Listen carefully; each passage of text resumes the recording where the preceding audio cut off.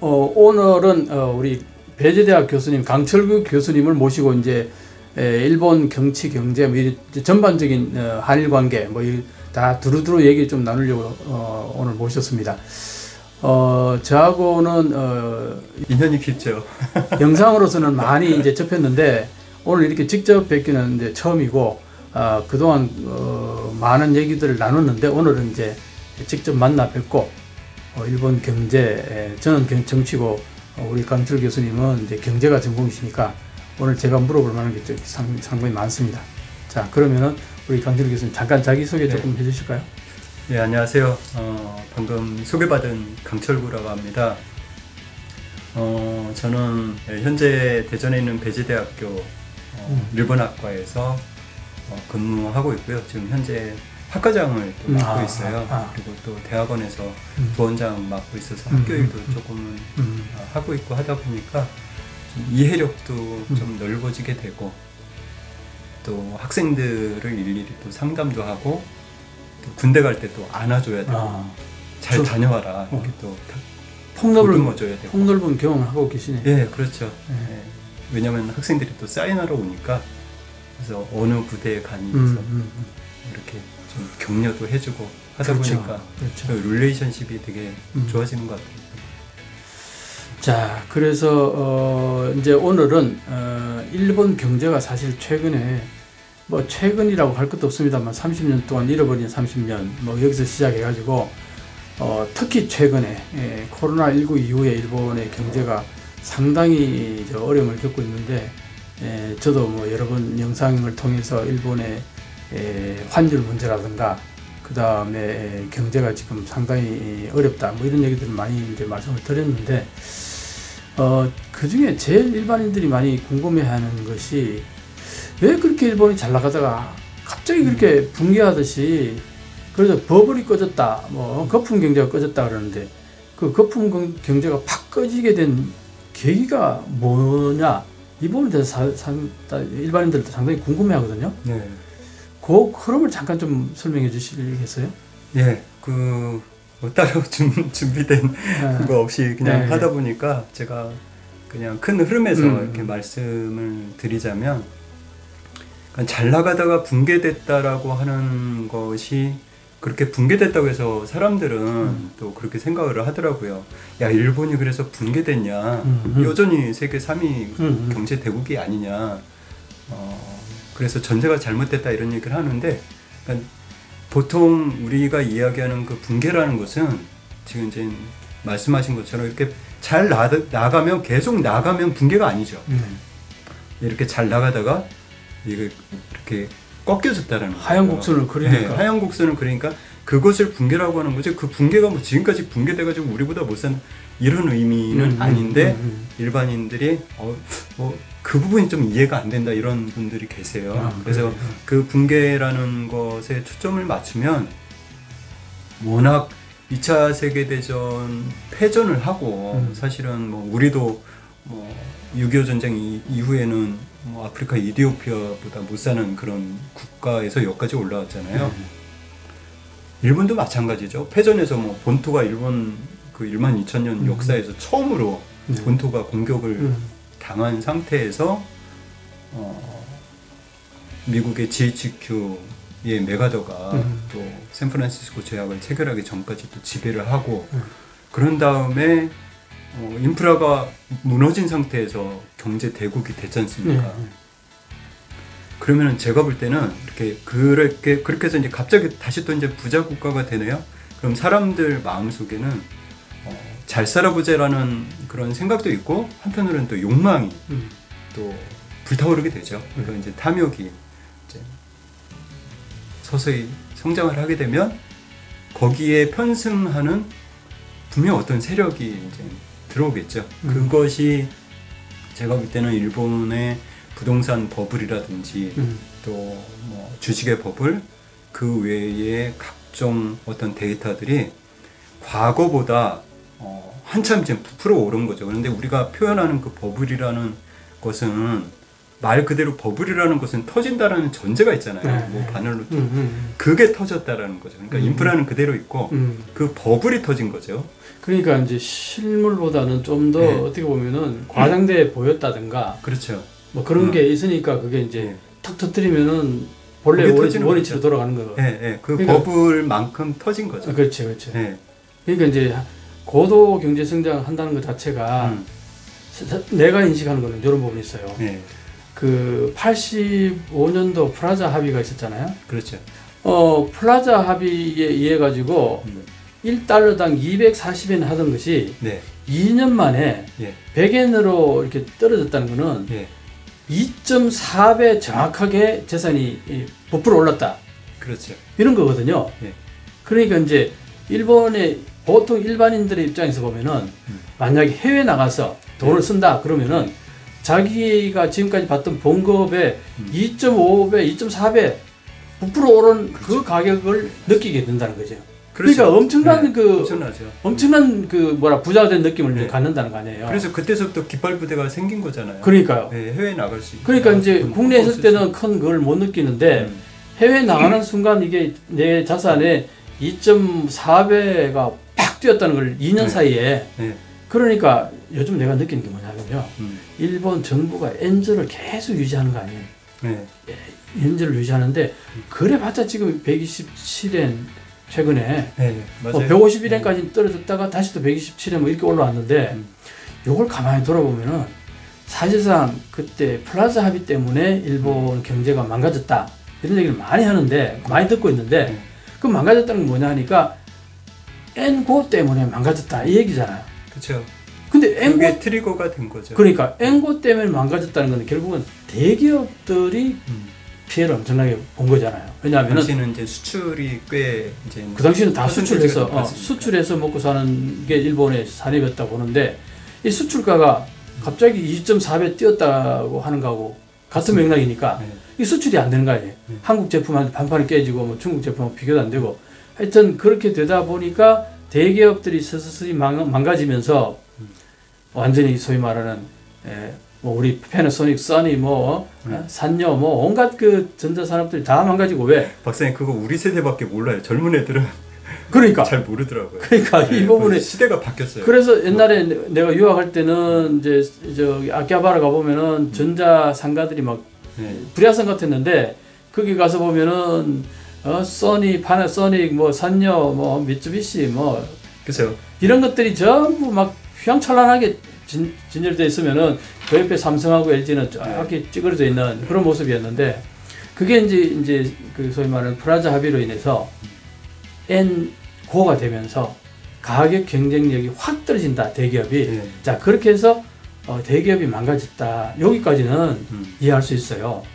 근데 지난번에 어디 내가 유튜브를 보니까 선생님 나오셔가지고 고전사가 중요하다. 고전에 고전에 어떤 일이 있었냐를 알아야 된다. 그 부분을 좀 한번 설명해 주시면은. 제가 지금 이제 다시 한번 좀 말씀을 드리면 뭐든지 사실은 어떤 징후들은 있잖아요. 징후들이 있는데 플라자 합의가 사실 그냥 하자고 해서 할 수 있는 건 아니죠. 뭔가 이유가 있으니까 미국이 너네 G5 국가들 재무장관들 뉴욕의 플라자 합의로 와 해가지고 거기서 합의를 봐서 독일의 마르크도 절상을 시키고 일본의 엔화도 절상을 시켰는데 절상을 시키는 이유는 일본이 못 돼서 그러는 게 아니라 사실 미국의 문제이죠. 왜냐면 레이건이 대통령 되고 나서 소위 이제 레이거노믹스를 하면서 전 세계를 상대로 해서 자유무역을 하고 자유주의를 가져오고 대처리즘과 그런 과정이 있지 않습니까? 그런데 이게 뜻대로 안 되죠. 어떤 계획을 세웠다고 해서 모든 게 다 계획대로 되나요? 안 되죠. 그런데 그렇게 하는 과정에서 재정 적자가 가져오죠. 경상 적자, 무역 적자 이렇게 해서 보통 이제 그것을 트윈 디피시라고 이렇게 이야기를 하는데 그렇게 해서 그 원인을 파악을 하다 보니까 가장 큰 무역 적자의 원인이 바로 일본이었다라는 거예요. 워낙 메이드 인 저펜이 잘 나가고 또 일본은 거기에 대해서 잘 대처를 해왔죠. 왜냐면 1차 오일 쇼크 때에 이 향후에는 뭐 일본 말로는 이제 쇼 에너지라고 얘기를 하잖아요. 에너지 전략형의 그런 내구재들이 튼튼한 것들이 잘 팔릴 것이다. 시대의 흐름을 좀 읽었던 것 같아요. 그렇게 하다 보니까 뭐 미국 자동차 보세요. 예. 크기가 얼마나 큽니까? 근데 기름값이 싸니까 상관 안 하는데 오일 쇼크가 발생하고 나니까 사람들이 이제 좀 에너지 절약형을 사게 되죠. 지금 우리 기름값 뭐 뛰는 거 보세요. 그러니까 사람들이 좀 옷을 더 입고 온도를 낮추려고 하잖아요. 그런 것들이 당시 미국에서 일반 서민들을 중심으로 해서 움직이다 보니 미국 차는 기름 많이 먹잖아요. 일본 차 어때요? 컴팩트하고 뭐 토요타 캠리니 뭐 이런 것들 뭐 그러니까 사람들이 이제 바꾸죠. 그 당시에 이제 일본 자동차가 상당히 그 오일 쇼크에 큰 혜택을 입었네요.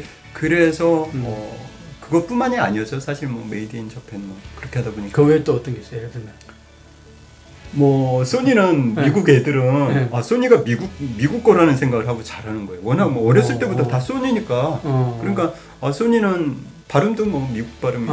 뭐 토요타는 일본 발음이긴 하지만 소니 이거 미국 거면 메이드 인 그 USA일 거야라고 생각을 하고 어렸을 때부터 잘하는 거죠. 그만큼 뭐 얼마 전까지만 해도 미국이 화웨이 제재하기 전까지만 해도 화웨이 꽤 전 세계에 팔렸잖아요. 그런 거 생각을 하면 그렇게 해서 그 원인을 추적하니까 결국은 이제 일본이 너무 무역 적자의 폭이 그러니까 무역 흑자를 가져가는 거죠, 일본이. 그래서 그러니까 저는 삶이라는 것도 그런 것 같아요. 너무 일방적으로 잘 나가거나 그렇게 하는 것도 문제가 생기잖아요. 나중에 다 너무 과유불급하면 그래서 이렇게 좀 돌봐보고 좀 이웃도 그렇게 해야 되는데 일본이 뭐 그렇게 안 했다는 건 아니고 어쨌든 일방적으로 그렇게 가게 되는 거죠. 그러니까 이제 미국 입장에서 이거는 뭔가 좀 제재를 해야 돼서 나름대로 뭐 쿼터제도 도입을 하고 이렇게 했지만 그럼에도 불구하고 뭐 미국 제품보다 일본 제품이 좋으니까 소비자들은 뭐를 택하겠냐고. 좋은 걸 택하죠. 애국심은 별개로 하더라도 뭐 미국이 또 멜팅팟 국가니까 뭐 무슨 뭐 그렇게 뭐 대단한 애국심보다는 물건 싼 것도 좋아하죠.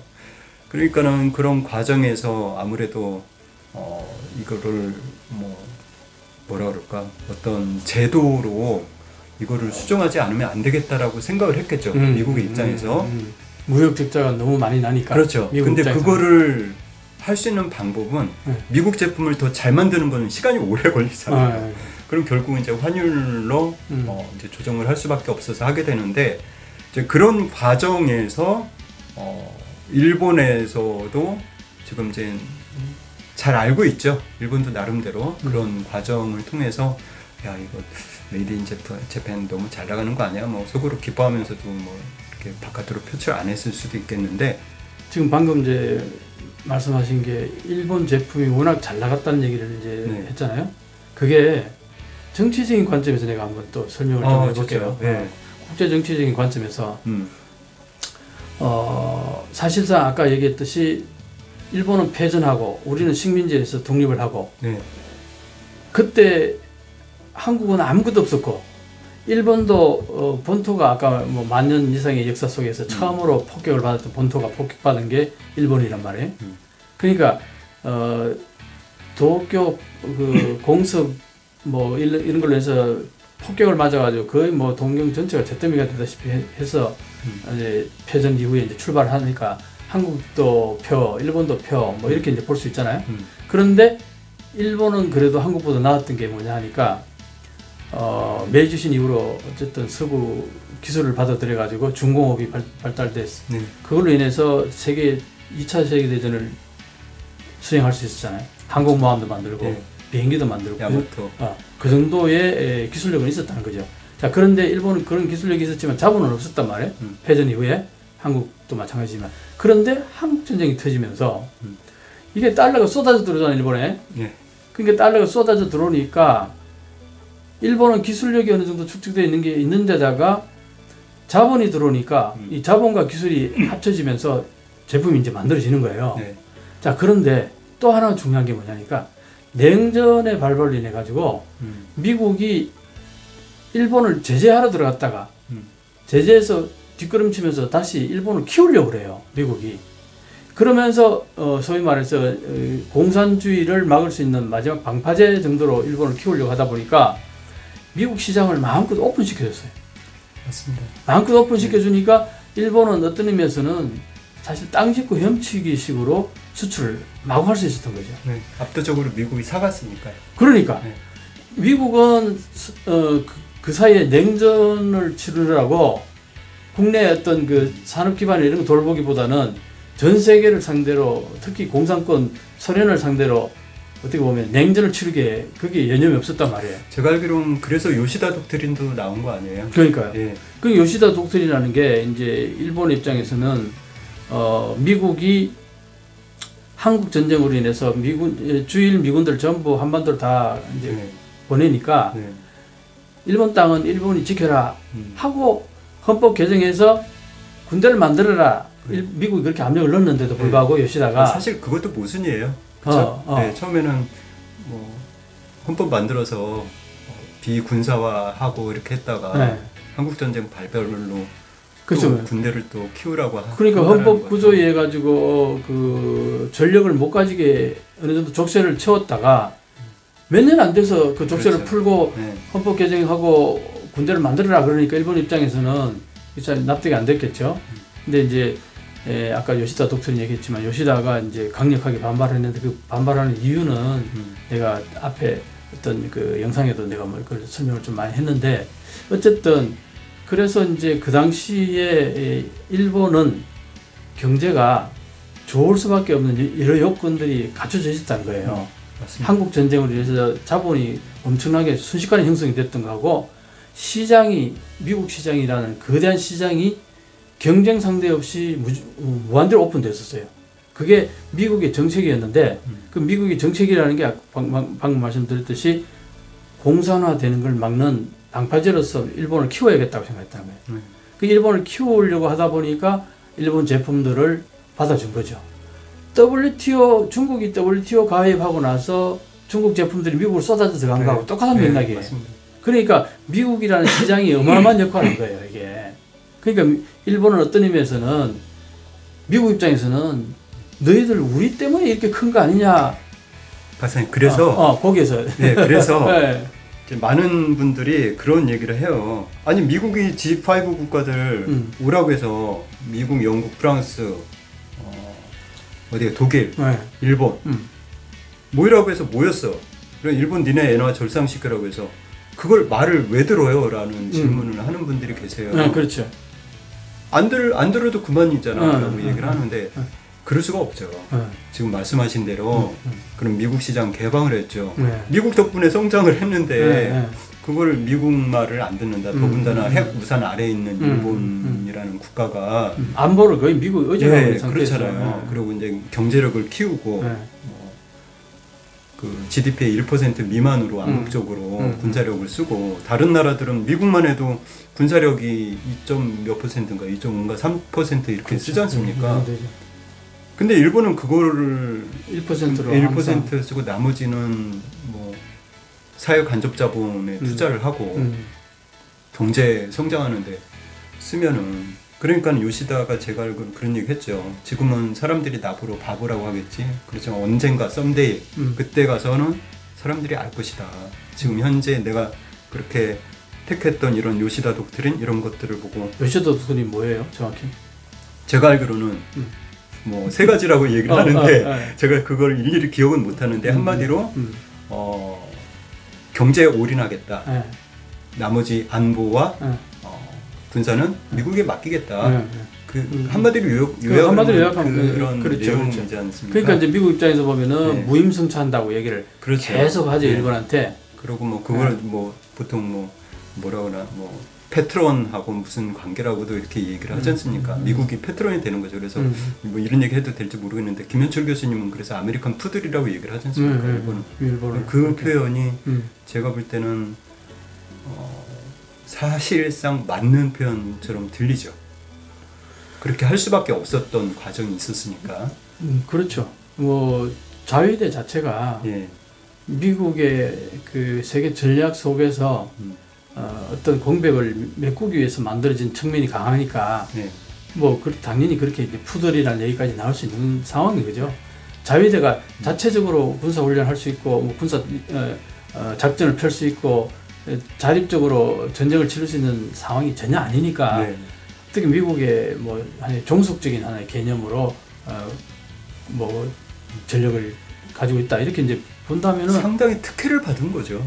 그렇죠. 일본의 그게 이제 요시다 독트린이라고 하면서 이제 그걸 높게 평가할 때는 이제 바로 그 얘기거든요. 네. 그 국방비에 쓸데없이 세금 낭비하지 말고 그거는 미국한테 맡겨놓고 그 돈 있으면 그 돈 가지고 경제 개발하는데 여러 가지 경제 부흥에 재투자한다. 그게 이제 요시다 독트린이란 말이에요. 그러니까 그 부분이 초창기에는 이제 우익들이 왜 미국이 헌법 개정하라고 기회를 줄 때에 뭐랄까 올가미 씌웠다가 벗겨준다는데 왜 스스로 안 벗겠다는 거냐 하고 요시다 엄청 비판을 많이 했다고요. 네, 그러니까 그게 역사라는 것이 사실은 이제 그때 당시에는 어떤 팩트가 있더라도 해석의 문제잖아요. 이제 요시다 시게루의 그런 판단력이 그때 당시에는 뭐 비판은 있더라도 되게 저는 되게 강력한 리더십이었던 것 같아요. 그렇게 추진을 할 수 있었다라는 게 뭐 외부의 공격을 받더라도 좀 큰 그림을 본 것이 아닌가라고 후세들은 그렇게 해석을 경제적인 관점에서 바라보는 사람들은 다 대부분 그렇게 봐요. 이제 그런데 이 정치적인 국제 정치적인 측면에서 보면 또 조금 다른 시각이 있을 수 있는 게 뭐냐니까 헌법 개정하라고 했는데 나는 헌법 개정 안 하겠다고 완강히 거부했는데 자 그러니까 미국에서는 이상한 나라에 앨리스 같다고 이제 비판을 하면서 천황을 만나러 가요. 천황을 만나가지고 아니 저 인간이 헌법 개정하는데 완강히 거부하는데 이거 어떻게 했으면 좋겠냐 그랬더니 그 사람은 제껴두고 이 사람 만나서 한번 얘기해보라고 누군가를 추천해줘요. 천황이. 그런 기록들이 있어요. 그런 것들 보고 있으면은 요시다는 나름대로 그 당시에 그 요시다가 외무성 출신이에요. 외교관 출신이란 말이에요. 그러니까 국제 정세를 잘 이해하는 사람이었어요. 그러다 보니까 어떻게 생각하냐니까 그렇게 판단하는 그 근거가 뭐냐면은 현재 이런 국제 상황 속에서 미국이 지금 일본에 들어와서 이렇게 일본을 지키고 있는 상태에서 일본을 침략할 수 있는 국력을 가진 나라는 이 세상에 지구상에 없다. 딱 그걸 본 거예요. 소련이 미국이 일본에 지금 들어와서 일본을 커버하고 있는데도 불구하고 일본을 공격할 수 있다? No, 제로로 본 거예요. 가능성이 제로. 그러니까 굳이 군사를 안 가지더라도 전혀 문제가 없다고 그 외교관의 그 날카로운 어떤 국제 정세 감각으로 이제 그렇게 한 거예요. 그러다 보니까 이제 그 부분에 대해서 상당히 높게 평가를 하는 게 요시다 독트린은 내가 박사기 논문이 뭐 거의 그쪽 관계니까. 그러셨구나. 그러니까 이제 그쪽은 내가 아주 잘 아는데 이제 문제는 뭐냐니까 미국 입장에서는 헌법 개정하라고 그러고 하는데 안 한다 그러니까 뭐가 문제냐니까 동맹을 맺어야 되잖아요. 네. 동맹을 맺어야 되는데 군사력이 없으면 동맹 안 맺겠다 그러거든요. 미국이. 그리고 번덴버그 선언인가 반덴버그 선언인가 뭐가 있는데 그 선언에 의하면은 스스로 지키려고 하는 국가를 지켜준다. 이게 있어요. 미국에서.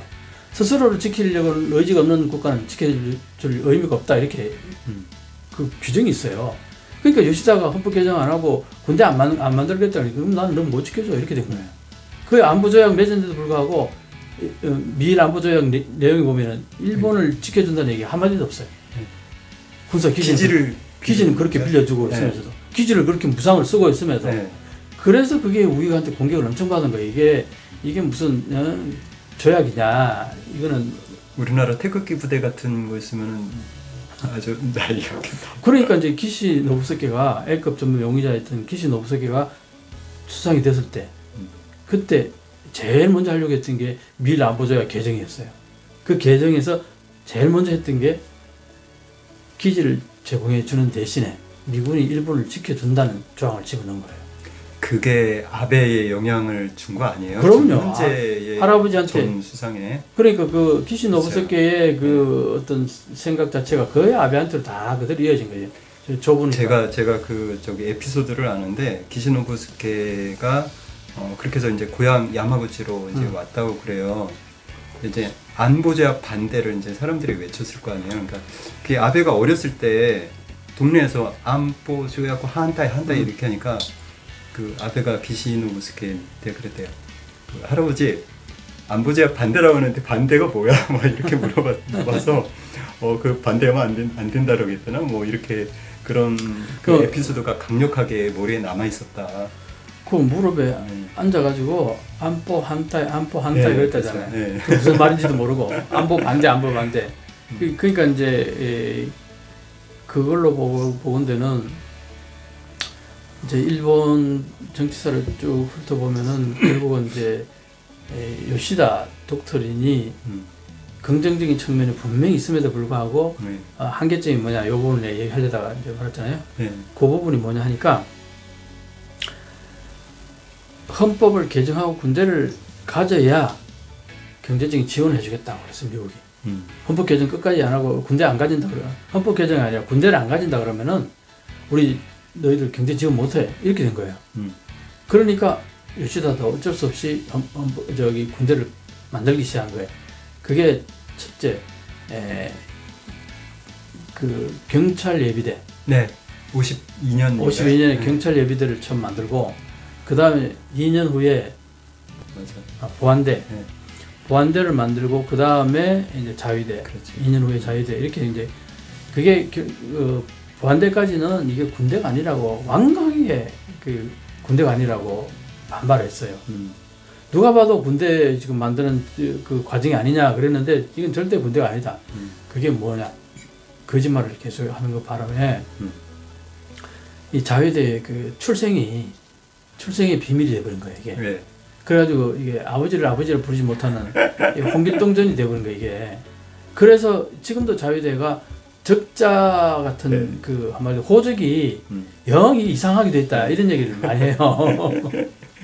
그러니까 이제 요시다 독트린이 긍정적인 측면은 경제적인 측면, 그 부분은 굉장히 강한데 국가 안보적인 차원에서는 왜곡되게 만들어 버렸다. 그러니까 일반 국민들도 이거는 군대가 아니라고 인식한다는 거예요.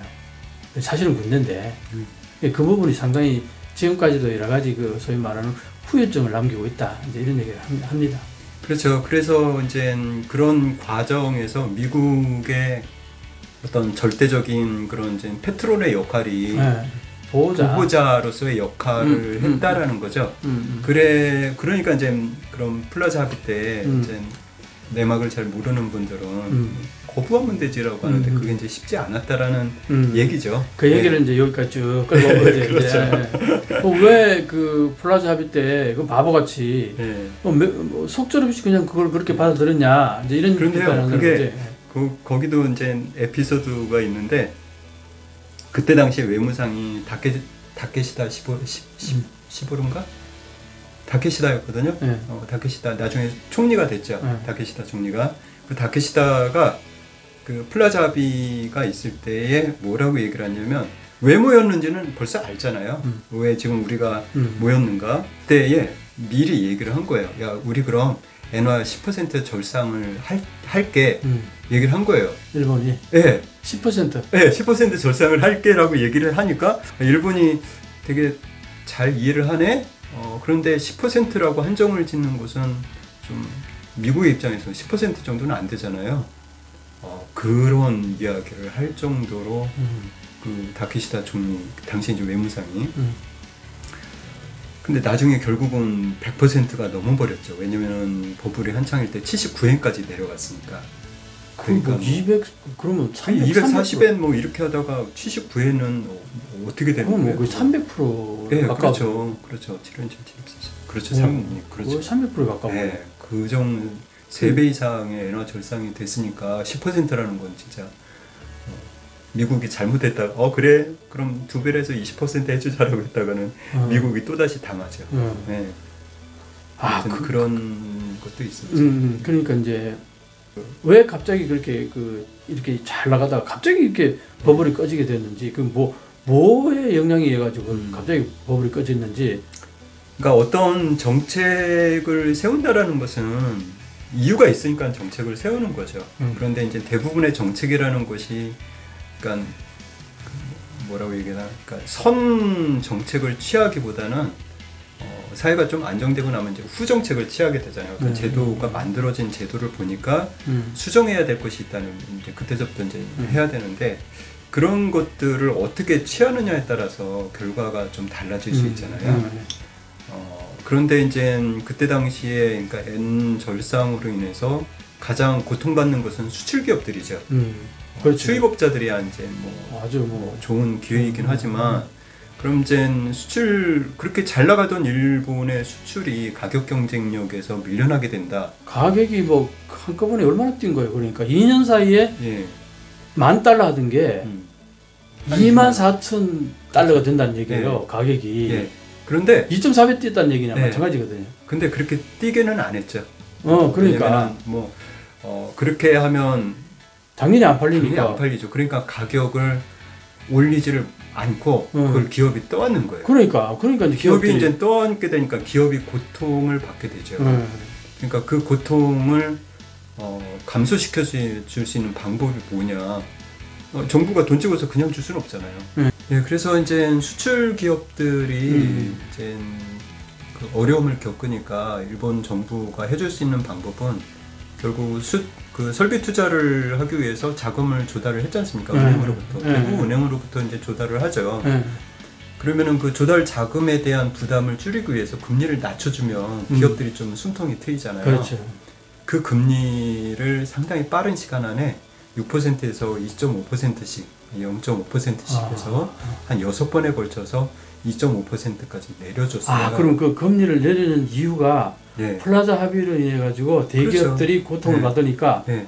그 금리를 좀 낮춰주면서 자금 융통을 좀 시켜줬다. 그렇죠. 이게 뭐 살짝 수정을 하면 대기업뿐만이 아니라 일단 수출 기업들의 모든 수출 기업들에게는 부담이 있으니까. 그러면 이제 그만큼 이제 내가 뭐 지금도 우리 그렇잖아요. 연끌 해가지고 그 친구들 지금 고통받는 이유가 금리 때문에 그런 금리 거잖아요. 때문에 그렇죠.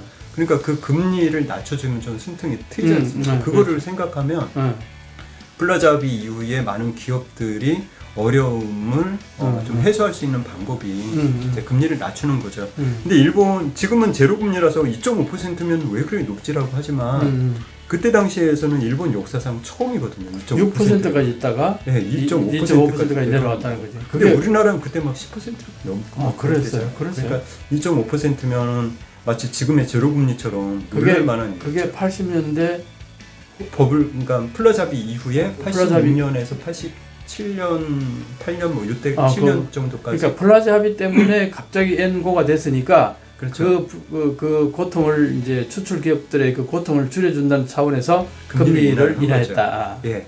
그렇게 맥락이 흐름이 있네요. 예. 그러니까 이제 기업들 입장에서는 좀 숨통이 트이죠. 그런데 이게 경제라는 것은 그 살아있는 생물하고 동일하잖아요. 그렇죠. 그럼 이제 그거를 박사님 제가 이제 경영인이라고 한다면 감사하다라고 생각을 하지만 그 금리가 계속 낮은 상태로 있다면 어떻게 할까요? 돈 대출 받죠. 많이 받죠. 네, 더 대출 더 받을 수 있죠. 필요 이상으로 받을 수도 있어요. 그래가지고 받죠. 받아가지고 딴짓 할 수도 있잖아. 그렇죠. 그 얘기를 이제 하려고 그러죠. 그게 이제 소위 말하는 부동산이라든가 뭐 주식이라든가 이런 게 투자가 되는데. 그것도 또 제도가 뒷받침되어야지 투자를 하지.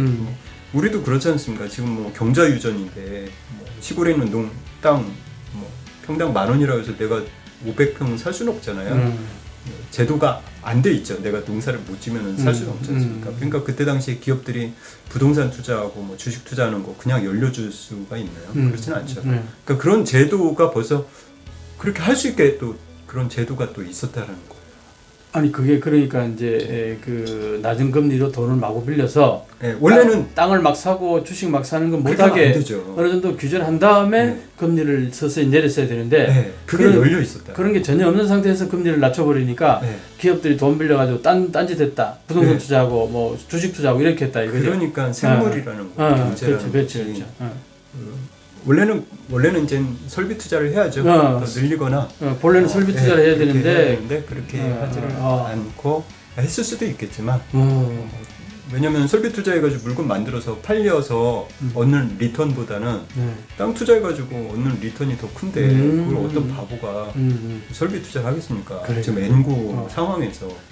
그래서 이제 그때부터 막 그냥 그 부동산이 막 그냥 급등하기 시작하는 거구나. 그래서 금리를 갑자기 내리는 거. 네. 플라자 합의부터 이제 시발점이 되네. 결국 다 이어지네 그게. 그렇죠. 그리고 이제 그런 제도들은 그 이전에 이제 조금씩 풀렸죠. 왜냐면 미국이 이제 금융 자유화를 하잖아요. 우리나라도 마찬가지죠. 선진국이 되면 그만한 의무를 지녀야 되지 않습니까? 그냥 니네 선진국 좋아 박수 쳐주는 게 아니잖아요. 우리도 뭐 부자 되면 세금 더 많이 내야 되고 어떤 의무가 생기지 않습니까? 그러니까 일본에게도 이제 금융 자유를 요구하게 되고 외국의 자본이 들어올 수 있게 하고 이제 그런 것들이 80년대를 중심으로 해서 그렇게 이제 펼쳐졌던 거죠. 그러니까 이제 그런 바탕이 되어 있는 상황에서 버블이 이제 형성이 되는데 사실은 뭐 일본이 땅이 넓으면 버블이 생길 필요가 없죠. 아니 땅값 비싸 안 사면 되죠. 그리고 옆에 있는 뭐 저기 시골 가서 땅 사면 되는데 일본도 우리나라하고 지리 환경이 비슷하지 않습니까? 한 70%가 산지이고 사람이 살 수 있는 곳은 한정이 되어 있고 그 땅에 1억이 넘는 인구가 살고 있으니 사람들은 시골에서 계속 대도시로 몰려 들어오고 그럼 땅값이 어디가 올라가겠냐고. 당연히 대도시를 중심으로 올라가죠. 그 대도시를 일본에서 6대 도시로 따로 이야기를 하지 않습니까? 뭐 도쿄, 요코하마, 나고야, 오사카, 뭐 후쿠오카 뭐 이렇게 해가지고 교토 뭐 이런 땅들의 값이 그때 당시에 짧은 시간 안에 기본적으로 3배가 뛰었으니 그러면은 사람들이 어떤 생각을 할까요? 오르는데 가만히 있으면 바보 취급당하잖아요. 우리가 그게 버블이잖아요. 우리나라도 2, 3년 전에 어떻게 했어요? 왜 영끌을 한 이유가 뭐예요? 다른 사람들이 아파트 사가지고 사람 무조건 오른다고 생각하니까 무조건 오른다라고 하니까 그게 꺼지는 거는 생각을 안 해요. 그러니까는 우리가 가지고 있는 이 지식이라는 것이 사람이 가지고 있는 게 얼마나 그래요. 그렇게 두껍지는 않죠. 그러면 여기에서 하나 짚고 넘어갈게. 그 당시에 일본은 부동산이 짧은 기간에 3배까지 올랐다. 그 얘기를 하는 거잖아, 그죠? 정확히 대충 보면 3배 정도 올랐다는 거예요. 그렇죠. 근데 지금 한국은 3배까지는 안 오르고 한 1.5배 올랐나요? 그렇죠. 1.5배, 2배 정도는 되죠. 2배 정도? 그러면 일본은 우리보다는 더 높게 3배 정도였는데 우리도 한 2배까지 몇 년 전. 그런데 그렇게 하면은 차이가 크게 안 나는 것처럼 느낄까봐 제가 조금만 수정을 하면 6대 도시의 평균이 그렇고요. 실질적으로는 도쿄라든가 뭐 교토는 워낙 또 사람들은 한정되어 있으니까 거기는 오히려 평균 값을 까먹을 수는 있는데 교토는 별거 아니고 그러니까 이제 도쿄, 요코하마, 뭐 오사카, 나고야 이런 데는 3배 이상이죠. 평균 치니까 도쿄는 더 심하죠. 왜냐면 그때 당시에 도쿄가 아까 말씀드린 대로 뭐 금융 자유화 뭐 이런 것들이 열리면서 세계 뭐 지금 뭐 싱가포르나 런던보다 더 좋은 금융 자유화가 펼쳐져서 전 세계 자본이 이쪽으로 올 거야. 그러면 돈 버는 데가 어디예요? 당연히 도쿄를 중심으로 해서 땅값이 오르는 거죠. 그런데 땅값이 오른다라는 거는 거기는 오피스도 당연히 오르고 집값 당연히 오르죠. 무너질 거라는 생각을 안 하죠. 사실 진짜 뭐 얼마나 그게 바보 같은 짓입니까? 그런데 그때 당시엔 다 그렇게 분위기가 그러니까 이제 쏠리는 거죠. 내가 듣기로도 그런 얘기가 있었어요.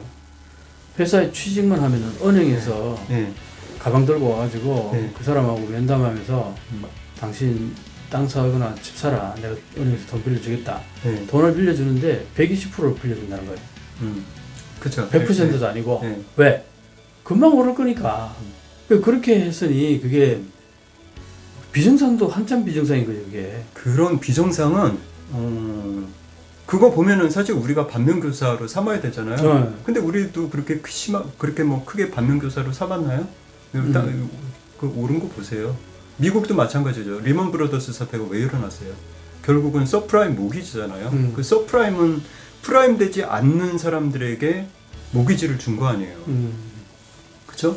그러면은 모기지라는 걸 일반인들 잘 모를 수도 있으니까 간단히 설명해 좀. 모기지가 글쎄요. 제가 어떻게 저당을 잡히는 거죠, 한마디로. 그러니까 미국에 집이 있는데 집값이 예를 들어서 뭐 10만 달러짜리 집이 있다라고 한다면 여기까지 얘기할 줄 몰랐는데 어쨌든 그 10만 달러 집이 있는데 사람들이 집을 구매를 한단 말이에요. 집값이 오르겠죠.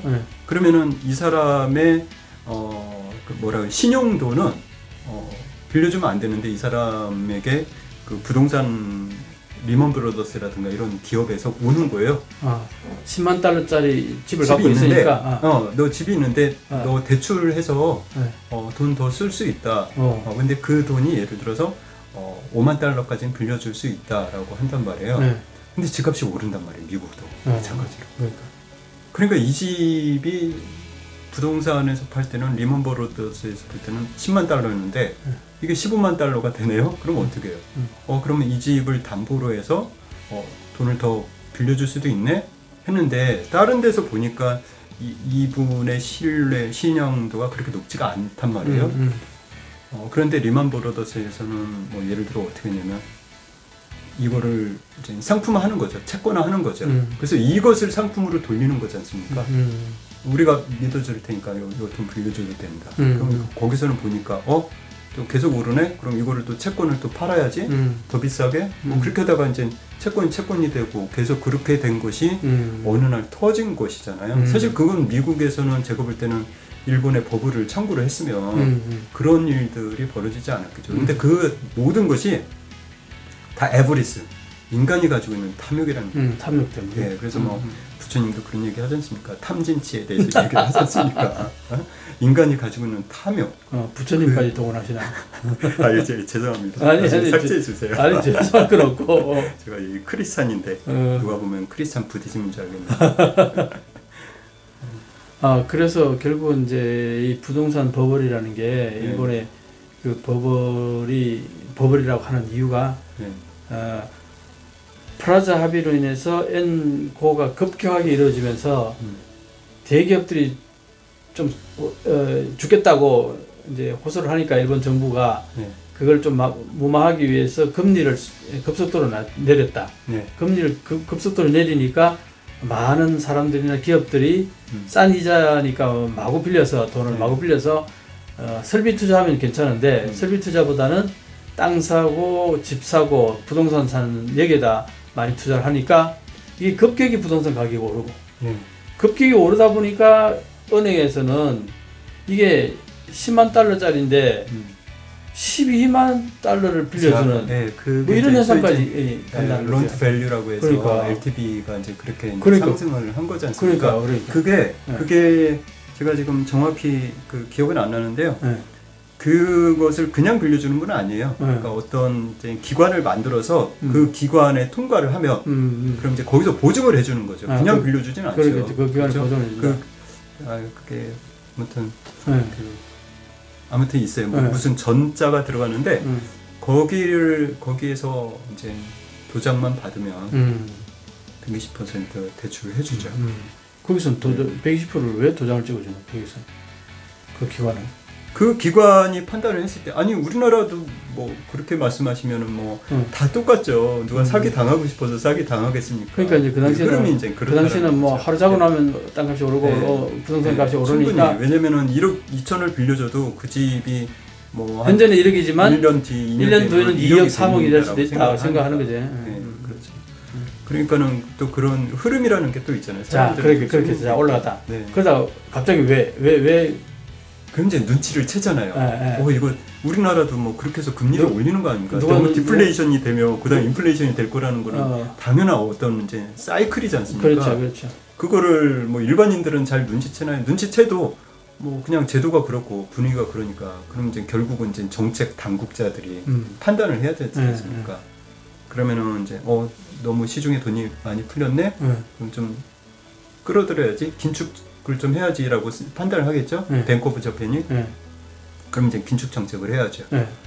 그럼 이제 사람들이 이제 시그널을 보내죠. 일본 은행이 야 지금서부터 공정금리를 지금 이제 올릴 거야. 0.25% 정도 올릴 거야. 그래서 시그널을 보내면 이제 올리나 보다 하고 그냥 말 수도 있어요. 근데 또 올리면 어떻게 하겠어요?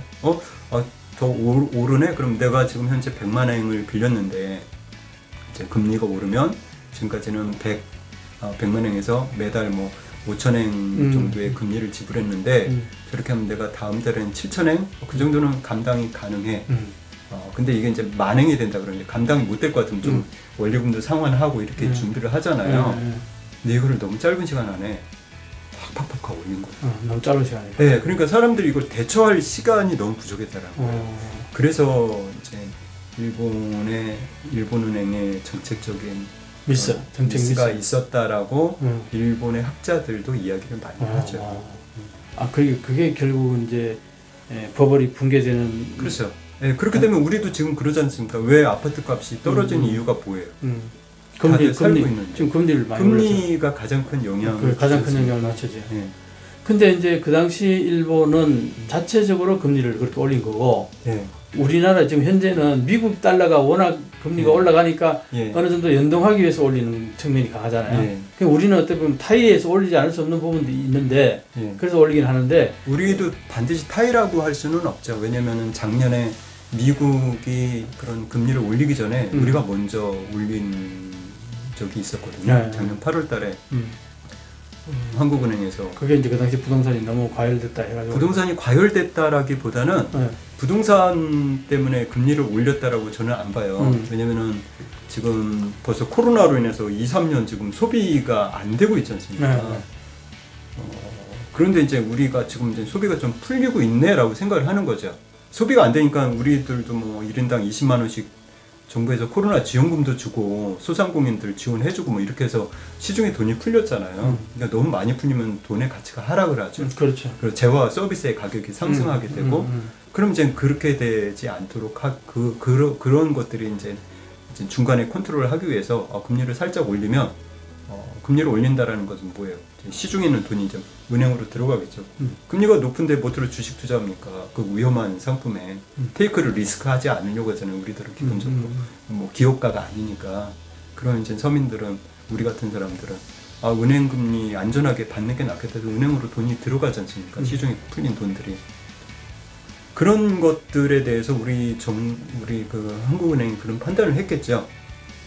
그래서 작년 8월 달에 미국보다 먼저 우리가 금리를 올렸죠. 왜냐면 이제 서서히 이 코로나는 아마 뭐라고 그래요? 엔데믹으로 가고 위드 코로나로 갈 거야라고 이제 판단을. 우리는 사실 빠르거든요. 어떤 그 정책을 가져오게 되면 그게 부작용도 있지만 한편으로는 좀 빨리빨리 결정하는 게 또 그렇게 해서 이제 대처를 좀 했죠. 근데 저는 작년에 이거 이제 금리 계속 오르면 아파트 가격이 떨어지겠다. 왜냐면 우리나라는 대부분 60% 이상이 아파트에 살고 있잖아요. 가장 큰 자산을 우리나라 서민들이 가지고 있는 자산의 대부분이 부동산이지 않습니까? 그러면은 이제 어떻게 돼요? 그거에 대한 부담을 갖게 되면 아파트 구매를 못 하죠. 그러면 당연히 이거는 뭐 경제학 공부할 필요도 없어요. 가격이 어떻게 형성이 됩니까? 이 이퀄리브리움이. 수요와 공급이 만나는 선에서 가격이 결정이 되거든요. 아니 뭐 수요가 없는데 공급은 계속 들어가고 있죠. 제가 오늘도 대전에서 올라왔지만 저기 수원 밑에서부터 그 전까지는 촌이에요. 고속도로 오면 풍경이 얼마나 아름다운데요. 눈 내렸죠. 뭐 시골 보이죠. 논 보이죠. 그러다가 이제 안성 이쪽 평택 좀 지나면은 저는 진짜 너무 아파트예요. 제가 진짜 그거 볼 때마다 아니 이 좁은 나라에 이렇게 아파트 많으면 이 아파트 가격이 어떻게 이렇게 비싸질 수 있을까라는 생각을 하는데, 그래도 아파트 가격이 오른다고 생각을 하는 거예요. 저처럼 아마 많은 분들은 대부분이 박사님도 그런 생각 안 드세요? 기본적으로 너무 많다라는 집은 생각이 들죠. 사놓으면 무조건 오른다는 인식들이 그동안 그러면은 그 수요가 언젠가는 줄어들 게다. 더군다나 우리 지금 저출산 세계에서 1위입니다. 0.78 뭐 이래요. 일본은 1.4에 우리보다 높아요. 그런데 그러면은 그 아파트를 다 누가 채웁니까? 그런데도 불구하고 작년, 재작년 계속해서 아파트 구매 연끌을 하고 뭐 은행에서 대출이 이자가 너무 싸니까 그럼 이제 빌린단 말이에요. 그거 대출 갚는 것이 아파트 가격 뛰는 것을 충분히 커버를 하고 남으니까. 그렇죠. 그렇게 해서 이제 구매를 했더니 그럼 이제 금리가 오르면은 이제 부담이 되죠. 부담이 되죠. 여러분 뭐 잠깐만 아까 한국 정부가 금리를 올린 이유를 다시 한번 조금. 이제 코로나가 멈췄잖아요. 네, 코로나가 멈추면 코로나 멈추고 그 코로나 뭐 지원책이니 뭐 지금 시중에 돈도 많이 풀리고 금리가 워낙 낮았으니까 돈이 코로나 때문에 정부가 돈을 많이 풀었죠. 그렇죠. 그것 때문에 이제 너무 많이 푸는 것 때문에 이제 이걸 좀 이제 긴축을 해야겠다라고 해서 그래서 이제 이자를 올리기 시작했다. 그런 다음에 이제 뭐 미국이 올리면은 어떻게 해야 되겠습니까? 음. 당연히 달러가 빠져나가죠. 그거 방어하려면 어떻게 돼? 우리나라도 금리 올려야 되죠. 네, 그렇죠. 안 올리면 어떻게 돼? 우리나라에서 외환 빠져나갑니다. 네, 그러면 IMF 좀 너무 가장됐지만 외화준비금이 줄어들잖아요. 그러면 좀 사실 우리나라 같은 이런 강소 국가들, 강하지만 국가는 작은 국가들은 좀 약간의 위험은 직면을 하죠. 그러려면 우리도 같이 금리를 올려야지 달러가 많이 빠져나가지 않도록 할 수 있죠. 우리가 뭐 기축통화국도 아니고 일본처럼 준기축통화국도 아니니까 그런 상황에서 금리를 올리니까 당연히 지금 같은 상황이 발생을 하죠. 그럼 이거를 사람들은 예상을 못했냐? 저는 충분히 예상했다고. 그렇죠. 뭐. 네, 제가 예상한 것처럼 다른 분들도 아까 말씀드렸잖아요. 그거는 그냥 공급과 수요가 안 맞는 거예요. 이제 수요가 없어지는 거죠. 점점 금리가 낮아지면. 그런데도 불구하고 사람들은 아닐 거야라는 막연한 기대를 하는 거죠. 긍정적으로. 내가 산 것만은 아닐 거야. 주식 투자도 마찬가지예요. 내가 산 거면 오른다는 그러니까 그런 심리적인 것이 있죠. 네, 그래서 경제학이 심리학인 거죠. 왜 일본이 버블이 꺼졌느냐? 버블이 생성되고 꺼지는 과정을 간단하게 얘기를 하면은 플라자 합의 때 미국이 달러당 엔화를 급격하게 상승시키는 바람에 2년 사이에 2.4배로 올려버렸단 말이죠. 네. 그러니까 대기업들이 수출이 안 된다고 아우성을 치니까 일본 정부가 그 숨통을 좀 트여주기 위해서 금리를 서서히 낮췄다. 네. 서서히 낮추는 것도 아니고 꽤 상당히 빠른 스피드로 금리를 낮추니까 이제 일반 기업들이나 일반인들도 금리가 낮아지니까 당연히 부담 없이 은행에서 돈을 빌려다가 그걸 뭔가 활용하고 싶은 건데 가장 활용하기 좋은 게 부동산이란 말이에요. 그 부동산으로 돈이 싹 퍼져나가니까 부동산가 급격하게 올랐고 그 급격하게 오르니까 이제 다시 또 일본 정부는 이거 안 되겠다 하고 당연히 금리를 올리면서 긴축 정책을 들어갔을 거 아니에요. 네. 그게 속도가 너무 빨랐다. 네. 그 점이 하나 있고. 그게 하나 크다는 거지. 네. 그게 이제 크고 사실 이제 그게 이제 일본 정부의 금융 정책에 상당히 큰 미스였다. 네. 그거 하나 하고 또. 네. 그리고 이제 그게 토지 총량제하고 연결되는 거 아니에요, 지금? 토지 매매 총량제. 그건 이제 별개의 정책인 거죠. 이런 별개의 정책들이 이제 몰려드는 거죠. 네. 저기 이제 이자를 갑자기 올리는 거 하고 네. 또 하나는 땅도. 네, 딱 요거는 그런 정책은 여기 있어. 그리고 이제 또 다른 정책을 세우는 거야. 네. 요거는 이제 기업의 이제 자금 조달과 관련된 부분이잖아요. 금리는. 금리는 토지하고는 상관이 없죠. 그렇죠. 요거는 그냥 자금 조달과 관련이 된 부분이고. 근데 왜 그러면은 정부가 그 금리를 자금 조달하는 거하고 관련해가지고 왜 금리를 올리는 거예요? 내가 생각하기는 아니 기업들이 돈을 빌려가지고 낮은 금리에 돈을 빌려가지고 설비 투자하고 뭐 개발하고 이런 데 돈 쓰는 게 아니라 엉뚱하게 부동산으로 돈을 딴 데로 돌리더라. 요걸 막기 위해서 올렸다면 나는 이해가요, 맥락이. 그런데 왜 갑자기 그거하고 관계없이 금리를 올렸다는 이유가 뭐예요? 그러니까 이제 이론적으로는 기업이 자금을 조달한 것은 설비 투자를 해야 되는데 그렇게 하지를 않았잖아요. 그렇죠. 설비 투자를 안 했죠. 안 하고 부동산으로 이렇게 넘어갔죠. 많이 투자했다. 그런데 그거는 이제 그냥 그대로 놔두고 이번엔 다시 금리를 이제 그 완화를 했더니 대출을 받겠죠. 기업뿐만이 아니라 일반인들 금리가 저렴하니까 그 돈들이 어디로 가냐면 시중으로 그렇죠. 뿌려져 있잖아요. 그러니까 지금 너무 돈의 가치가 하락이 되어 있죠. 그럼 이제 이거를 이제 조절을 해야 되니까 금리를 이제 올리는 거죠. 물론 이 부분도 있죠. 기업의 자금 조달이 이제 설비 투자로 가지 않은 부분도 있고 그런 상황에서 토지 가격은 상승을 했잖아요. 토지 가격이 상승하는 이유가 뭐예요? 토지를 몰리니까 그렇죠. 그럼 몰리지 않도록 하기 위해서는 어떻게 해야 됩니까? 토지를 살 수 없게끔 좀 제도를 만들면 되겠죠. 그 제도가 요구하고 이제 금리 올리는 거 별개이긴 하지만 같이 맞물려 들어갔다는 얘기예요. 이렇게 이제 올라가죠. 거기다 이제 또 일본 부채가 256%인 거 아시잖아요. 전 세계 아르헨티나 말고 가장 많은 부채를 가지고 있지 않습니까? 현재는 265%까지 올라가요. 네, 그렇죠. 그런 부채가 이때 생기지 않습니까? 그렇죠. 그렇게 이제 그러면은 어떻게 돼요? 정부의 재정은 압박이 되고 그러면 이제 소비세를 걷어서라도 재정을 좀 채우려고 하다 보니까 3% 소비세도 이렇게 하게 하고 자, 그러니까 그런 것들이 이제 한꺼번에 이렇게 몰려오는 거죠. 지금 이제 그러니까 돈이 너무 많이 풀려서 조금 긴축 정책을 하자 해서 금리를 일단 올렸고 그 다음에 이게 지금 뭐 돈을 빌려가 다들 부동산 투기가 너무 심하니까 부동산 매매 총량제를 선택하자. 그렇죠. 그 다음에 또 하나는 이제 소비세를 올려버렸다 이거. 그렇죠. 이게 정부 부채가 너무 급격히 올라가니까 재정 압박이 심하니까 세금을 올려가지고 이걸 충당하자.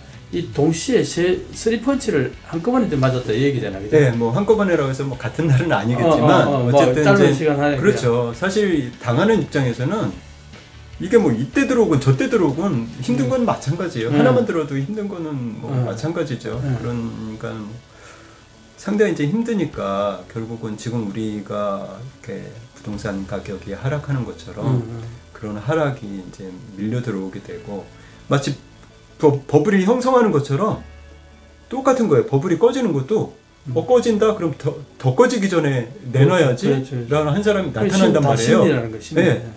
그런데 조금 더 하락한단 말이에요. 사람들은 패닉이 오죠. 이러다가 내 아파트가 10억에서 지금 8억으로 내려갔는데 이러다가 올라가겠지라 생각하면 괜찮은데 이게 6억이 되면 어떡하지 하면 어떻게 돼요? 지금 파는 것이 2억 손해인데 나중에 팔면 4억 손해라는 생각을 한단 말이에요. 그렇죠. 사실 그냥 살면은 되지만 이게 사람 심리라는 건 그렇잖아요. 그럼 이제 8억이 6억이 될까봐 판다고요. 그럼 가격이 내려가겠죠. 그럼 또 어떻게 될까요? 그런 것들이 당시에 이제 부동산뿐만이 아니라 예를 들어서 니케이 지수 1989년 8월인가 그때 38,900까지 갔거든요.